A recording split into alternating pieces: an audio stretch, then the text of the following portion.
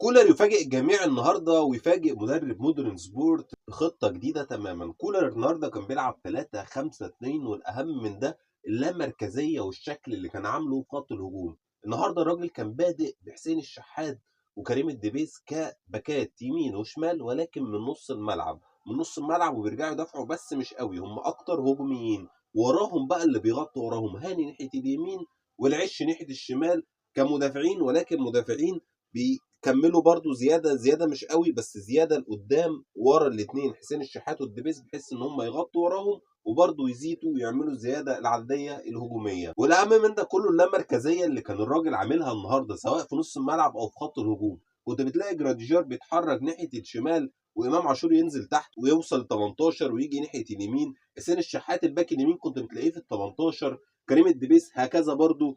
كان في مركزيه حلوه قوي، قفشه والسوليه اللي كانوا بيتحركوا براحتهم في نص الملعب، وكان عامل زياده عدديه حلوه قوي سواء في نص الملعب او كمان في خط الهجوم. كولر النهارده تفوق على نفسه وتفوق على مدرب مودرن سبورت بشكل كامل. ونحب نوجه كده رساله لجروس ونقول له لو ما بتعرفش تكسب فيوتشر تعالى واحنا نعلمك تكسبها ازاي. النهارده جراديشار تألق غير طبيعي سواء في الجون الاول اللي جابه. انا عايزكم تركزوا معايا في الهدف ده. الهدف ده جراديشار مش هدف عادي كده. شوف التهويشه اللي عملها للمدافع، خلى المدافع يفتح رجله وقدر يلعب الكوره بين رجل المدافع بقوه مميزه جدا عشان تاخد ايد جنش ويعلن عن الهدف الاول للنادي الاهلي.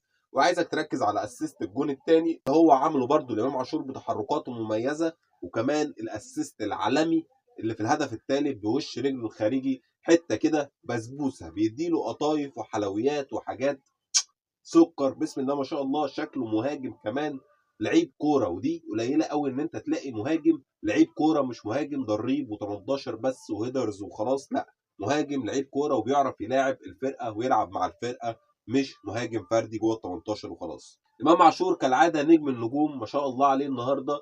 ممكن نغلينه غزاله حمراء، غزاله ايه، غزاله عند خواجه اسمه كولر. النهارده امام عاشور بسم الله ما شاء الله، ماتش مميز، هدفين رايقين، الراجل بيلعب هادي مهاري، بيرقص، بيعمل كل اللي هو عايزه في الملعب.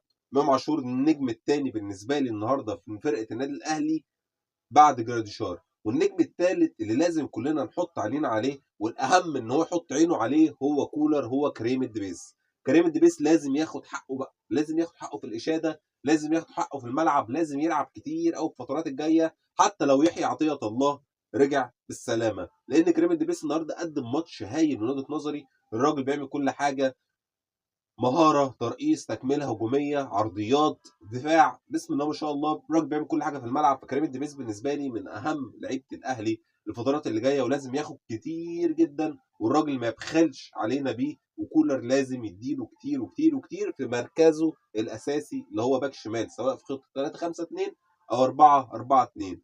ده كان تحليل سريع كده للماتش النهارده، وتحليل سريع للي كولر عمله.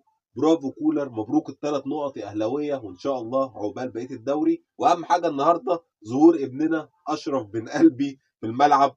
الف مبروك صفقه بن شرقي، والف مبروك الثلاث نقط، وما تنساش تعمل اللايك. وبس كده، سلام.